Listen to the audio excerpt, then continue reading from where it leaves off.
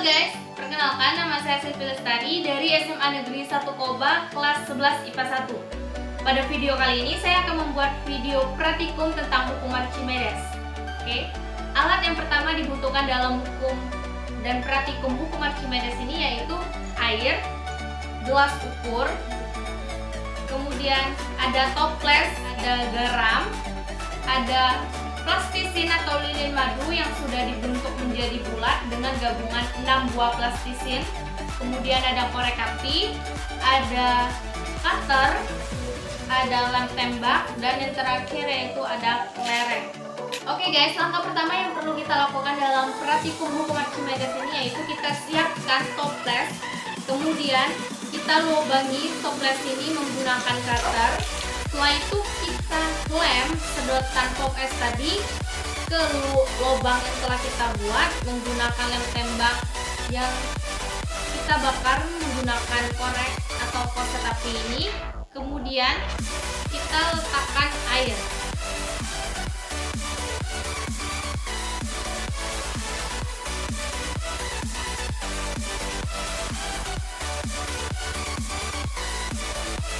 Oke, ini bentuk pertama yaitu bentuk bulat. Langsung saja kita celupkan atau taruh di dalam air. Kemudian kita ukur jumlah air yang tumpah.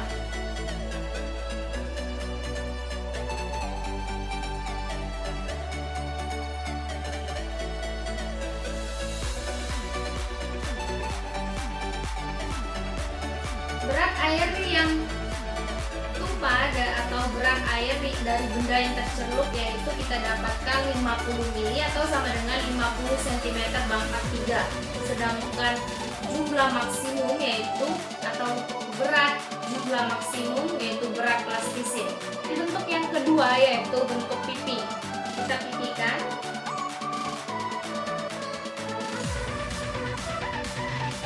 Oke, setelah kita pipikan, kita masukkan ke dalam air, kemudian kita ukur berapa jumlah air yang tumpah.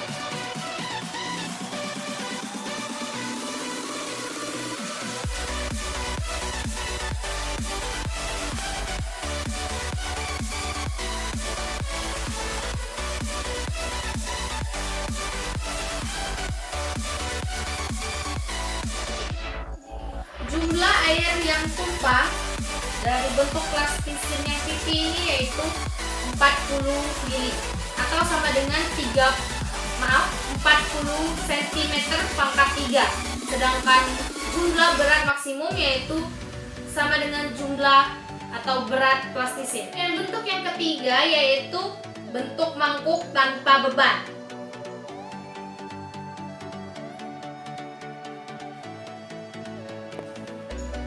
Kemudian apabila sudah membentuk mangkuk, kita letakkan kembali ke dalam air dan mengukur jumlah air yang tumpah. Kita letakkan.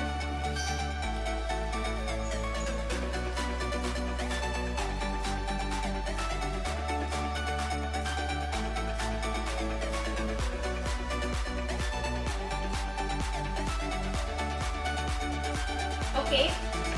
Jumlah air yang tumpah dengan bentuk plastisin mangkuk tanpa beban yaitu 50 mili. Kemudian jumlah kapasitas maksimum yaitu berat plastisin. Kemudian bentuk yang keempat yaitu bentuk mangkuk dengan beban. Bebannya kita menggunakan kelereng tadi. Jumlah air yang tumpah kita tambahkan dengan jumlah air yang tumpah dengan bentuk mangkuk tanpa beban. Oke, kita tambahkan beban.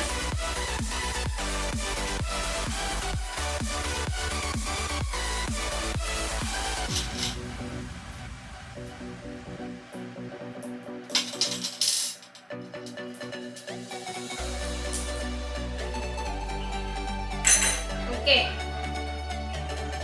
Jumlah air yang tumpah dengan bentuk mangkuk dan dengan beban yaitu 70 mili atau sama dengan 70 cm pangkat 3 dengan jumlah berat maksimum yaitu jumlah plastisin ditambah dengan jumlah kelereng yaitu 13 kelereng. Oke, bentuk yang kelima yaitu bentuk mangkuk, tapi dia lebih tipis dari bentuk mangkuk yang nomor 4 tadi ya. Kita membuat bentuk mangkuk ini tanpa mengurangi bagian dari plastisinnya. Kemudian kita masukkan ke dalam air dengan beban. Kemudian kita ukur berapa jumlah air yang tumpah. Oke, kita masukkan sambil menambah beban.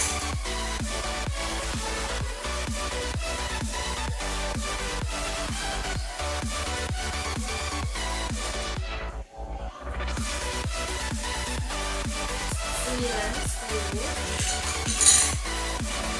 11, 12, 13, 14, 15, 16, 17, 18, 19, 20, 21, 22, 23, 24, 25,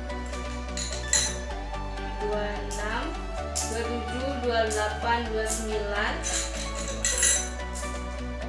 30, 31, 32, 33. Oke. 33 kelereng. Jumlah air yang tumpah yaitu 140 mili atau sama dengan 140 cm pangkat 3. Sedangkan jumlah berat maksimum yaitu jumlah plastisin ditambah dengan jumlah kelereng yaitu 33 kelereng. Yang terakhir yaitu bentuk bola dengan air ditambahkan dengan garam. Tambahkan garam sampai air benar-benar penuh.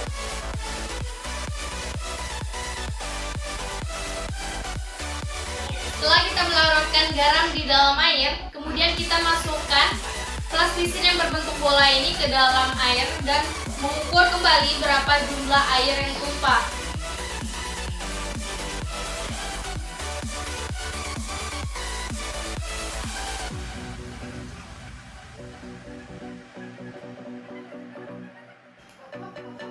Oke, jumlah air yang tumpah yaitu 40 mili atau sama dengan 40 cm pangkat 3. Sedangkan jumlah berat maksimum yaitu berat plastisin ditambah dengan air garam.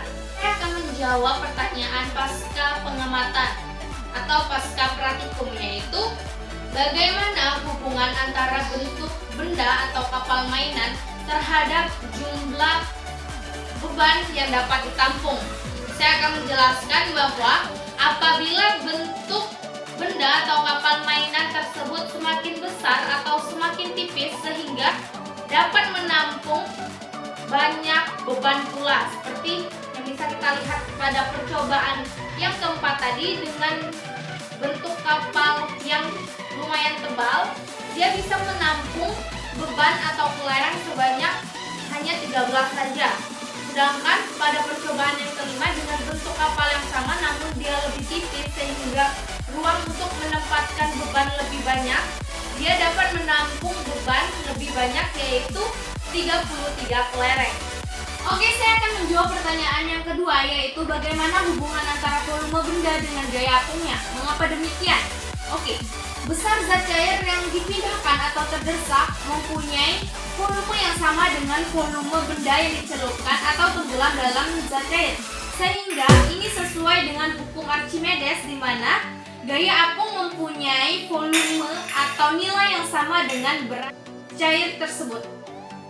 Soal yang ketiga yaitu bagaimana hubungan antara penambahan serbuk garam ke dalam massa atau terhadap massa jenis air.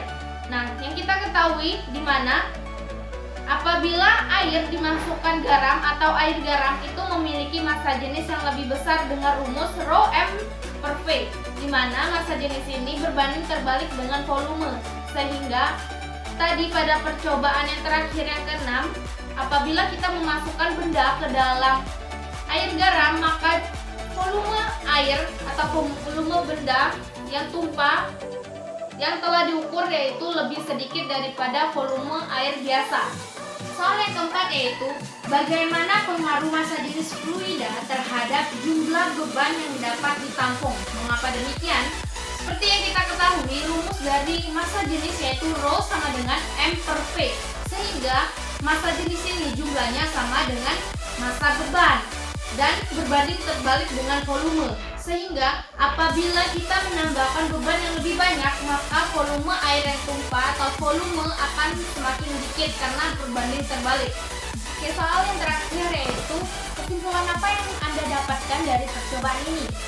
Menurut saya, kesimpulan yang saya dapatkan dari percobaan praktikum Archimedes ini sesuai dengan hukum Archimedes, yaitu setiap benda yang dicelupkan ke dalam zat cair memiliki gaya angkat ke atas yang besarnya sama dengan berat zat cair yang berpindah atau tumpah karena benda tersebut, sehingga volume zat cair yang berpindah sama dengan volume benda yang tercelup. Atau bisa juga berdasarkan bunyi hukum Archimedes, yaitu setiap benda yang dicelupkan memiliki gaya angkat ke atas atau disebut dengan gaya apung, sehingga berat zat cair yang dipindahkan itu sama dengan berat zat cair yang tercelup ke dalam zat cair tersebut.